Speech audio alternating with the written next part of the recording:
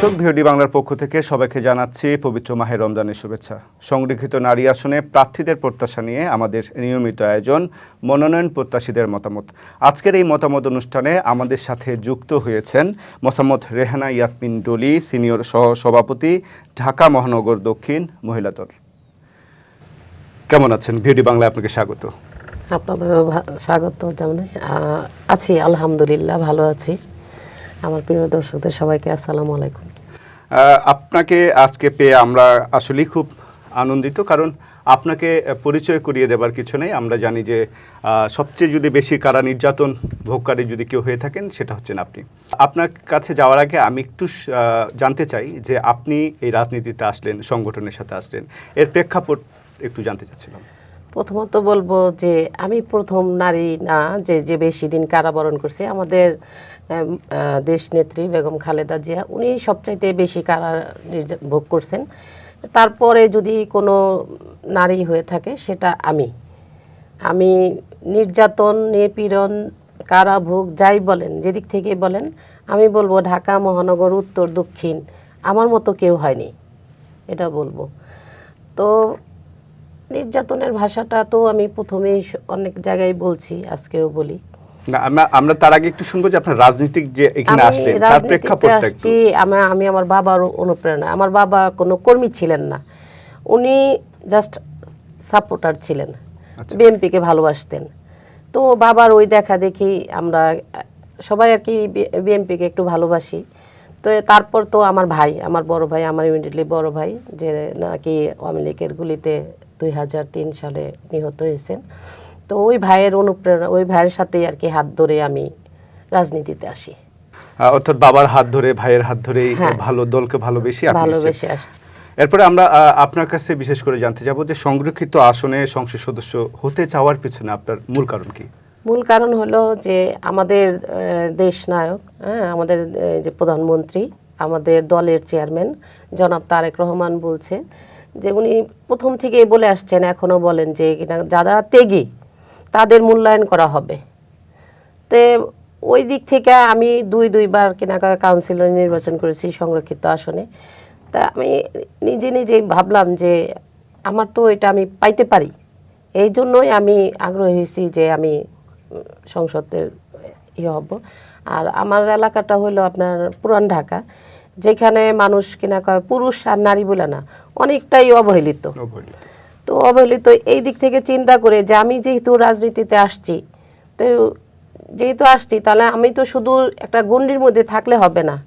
আমি যদি সংসদে যেতে পারি, আমার কথাটা আমি বলতে পারবো, আমার এলাকার লোকজন হয়তো একটু উপকৃত হবে।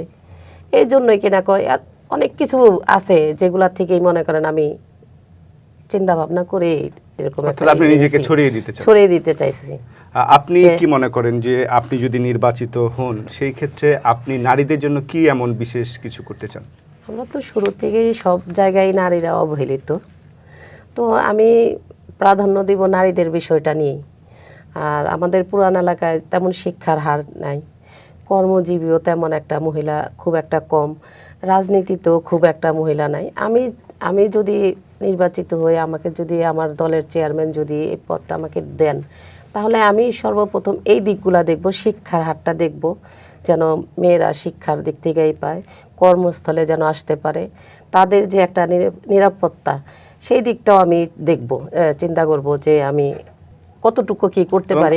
আমি যতখানি জানি যে আপনি যেই পুরান ঢাকার এরিয়াটাতে কাজ করছেন, ওখানে কিন্তু বাল্য বিবাহ একটা প্রধান সমস্যা, এবং নারীরা ঠিকভাবে শিক্ষা ক্ষেত্রে যাওয়ার পেছনেও তাদের একটা অনীহা আছে। আমি যদিও আমি এখন পর্যন্ত এরকম যে সংসদও যাইনি, বা আমি যে দুইবার ইলেকশন করছি আওয়ামী লীগের জন্য, ওনারা তো আসলে আমি তো বিপুল সাড়া পাইছি, কিন্তু আমাদের তো আর ওরকম সিট দেয়নি। কিন্তু তারপরও আমি যে বাল্য বিবাহটা, আমি আমার নিজের ব্যক্তিগতভাবে বাল্য বিবাহ, তারপরে এই যে মেয়েদের যে এটা একটু আর্থিক অনটনের জন্য চিন্তা ভাবনা করে সংসার থেকে ছেলেদের পড়ালেখা করায়, মেয়েদের বঞ্চিত করে, সেই দিকটা আমি নিজে স্কুলে গিয়ে মেয়েদের ফিটা একটু কম করানোর চেষ্টা করছি। তারপরে ভর্তি এই যে সেশন ফিটা, সেটা কম করার চেষ্টা করছি। এরকম আরও অনেক কাজ আমি করি, যেটা বাল্যবিবাহ, যেটা আমি ইতিমধ্যে আমি সোশ্যাল মিডিয়ায় তেমন একটা আমি অ্যাক্টিভ হই না, কিন্তু আমি নীরবে কাজ করি। আমার আমি 4-5টা বাল্যবিবাহ এই পর্যন্ত আমি করছি। ঠিকই আছে। হ্যাঁ, ঠেকিয়েছি, যেটা আমি নিজের উদ্যোগেই আমার এলাকার লোকজন নিয়ে, আমি প্রশাসনেরও সহযোগিতা নেইনি বা নেই। আমি পুরান ঢাকার সন্তান, আমি আদিবাসী, এজন্য আমার একটা লোকাল একটা আছে, আমার ফ্যামিলির একটা সাপোর্ট আছে, এই জন্য আমার আর কি অন্য সাইটগুলা প্রয়োজন হয় না। কিন্তু এইটার মধ্যে আমি সীমাবদ্ধ থাকতে চাই না। আমি চাই যে আমি আমার এলাকার বাইরেও গিয়ে আমি আমার আসনটাতে আমাকে যেই জায়গায় দায়িত্ব দেবে সেই এলাকার পুরো কাজটা করতে চাই আমি আর কি।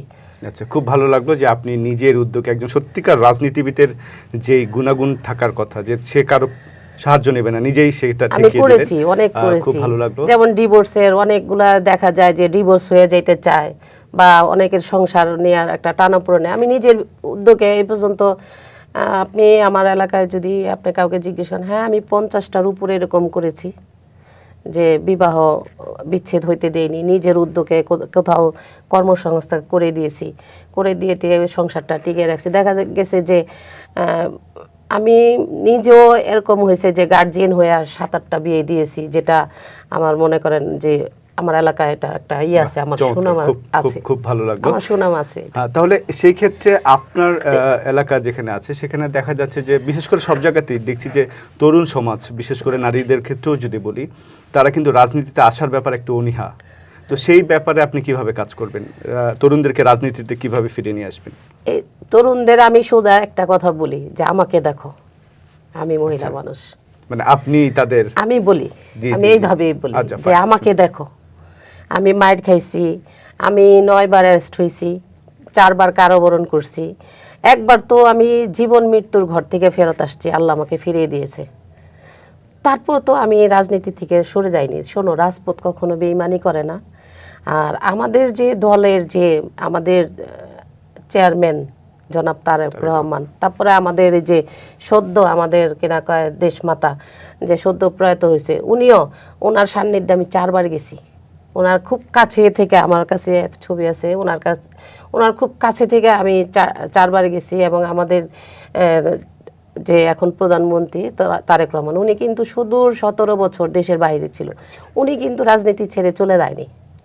তা আমি তাদের এই কথাটাই বলি যে আমাকে দেখো, আমি তোমাদের কাছে আছি, দেখো আমি এত মাইর খাইতেছি, বাসায় থাকতে পারি না, পুলিশের যন্ত্রণায়, এলাকার আওয়ামী লীগের যন্ত্রণায়, আমার বাড়িতে কয়েকবার হামলা করছে। আমার যেমন আমার 2টা ছেলে, আমার বড় ছেলেটার পা ভেঙে দিছে অ্যাক্সিডেন্ট একটা এরকম ইস্যু সাজায়া, আমার ছোট ছেলেটাকে কিডন্যাপ করে নিয়ে গেছে, আমার বড় ভাইটাকে গুলি করে মেরে ফেলছে, আমার ভাইকে গুলি করতে এসে আমার মাকে গুলি করছে, আমার ভাইগনাকে গুলি করছে, আমার বেয়াইকে গুলি করছে।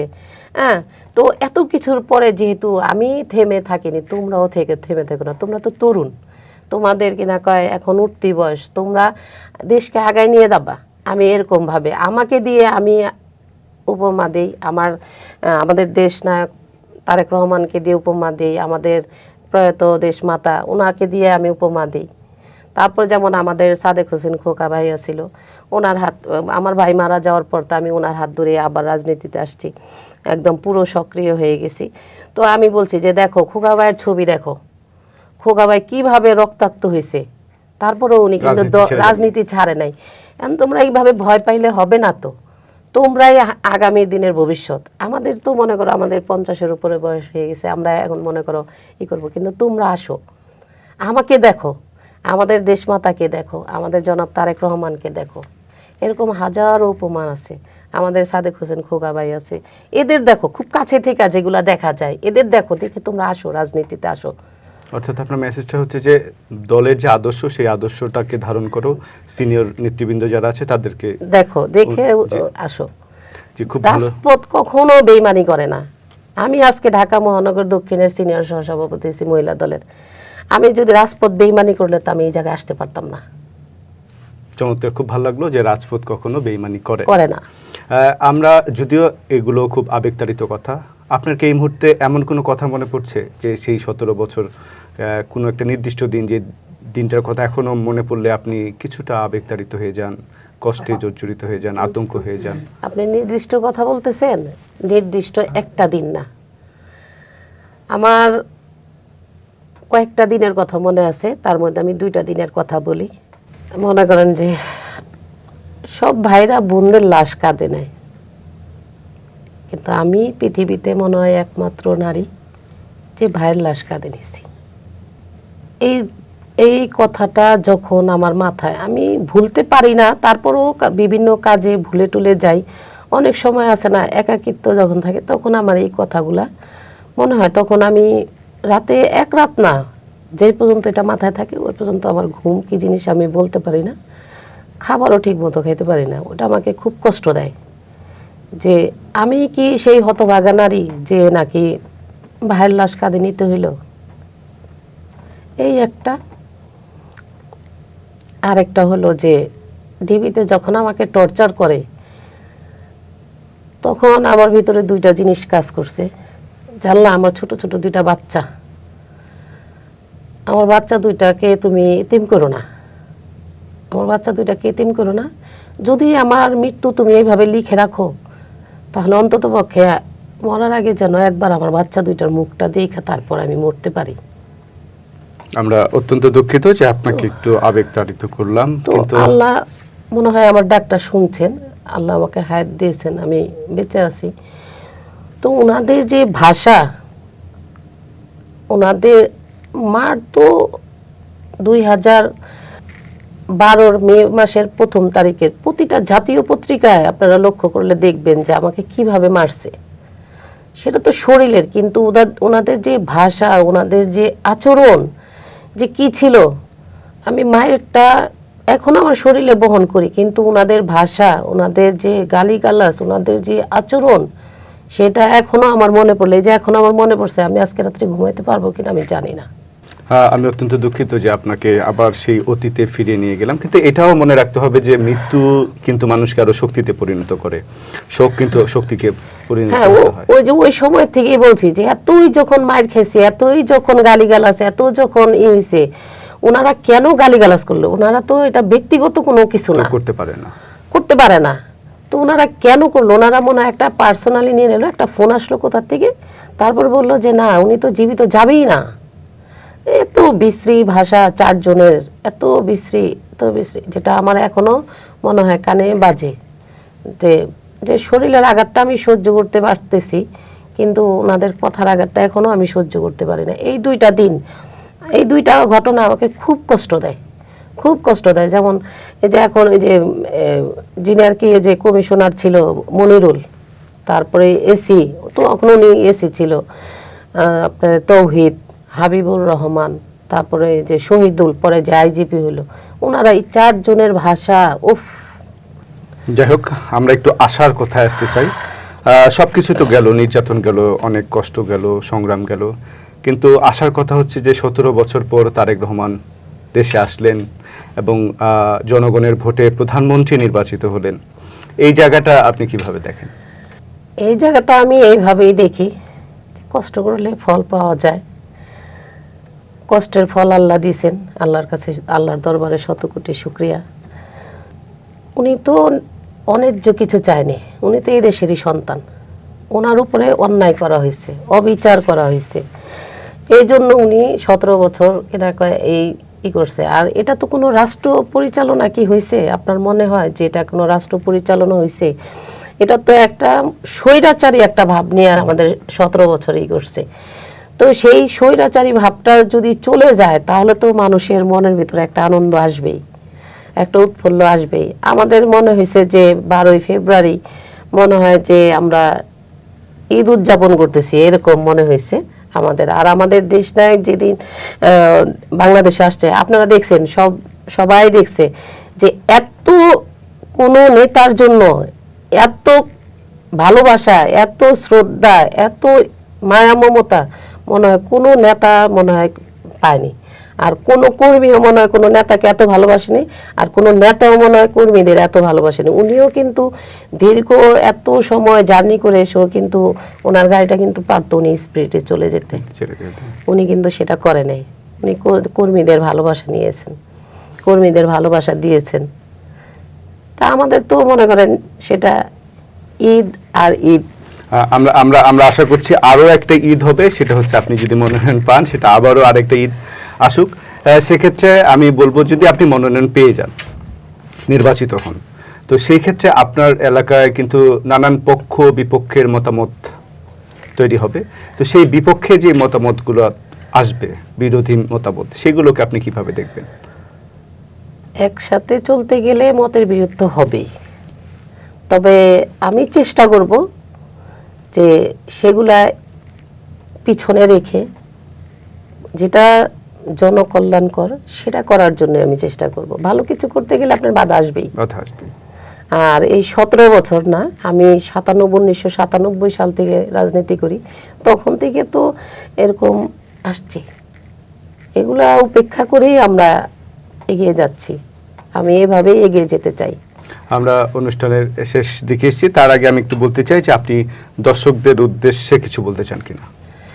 দর্শকদের উদ্দেশ্যে একটা কথাই বলবো যে আপনারা সবাই আমাদের দেশ নায়ক তারেক রহমান, ওনার জন্য দোয়া করবেন। আর আমাদের দেশমাতা, আমাদেরকে না কয় শহীদ প্রেসিডেন্ট জিয়াউর রহমান, ওনারা যেন জান্নাতবাসী করেন, ওনাদের জন্য দোয়া করবেন। আর আমার জন্য দোয়া করবেন, আমি যেন আমার এলাকার বা আমাকে যেখানে দেয় সেই এলাকার কাজ করতে পারি, উন্নয়ন করতে পারি। আমার এটাই চাওয়া। অসংখ্য ধন্যবাদ আপনাকে। আপনাকেও ধন্যবাদ। দর্শক, আমরা কথা বলছিলাম রেহেনা ইয়াসমিন ডলি, যিনি বিশ্বাস করেন রাজপথ কখনো বিশ্বাসঘাতকতা করে না। তার এই আদর্শই তিনি থাকতে চান এবং আমরা আশা করছি, প্রত্যাশা করছি উনি মনোনয়ন পাক এবং আবার ফিরে আসুক তার জনগণের কাছে। দর্শক, এতক্ষণ ধরে আপনারা যারা ভিওডি বাংলার সাথে ছিলেন, সবাইকে শুভেচ্ছা জানিয়ে আজকের মতো এখানে বিদায় নিচ্ছি। সকলেই ভালো থাকবেন, সুস্থ থাকবেন।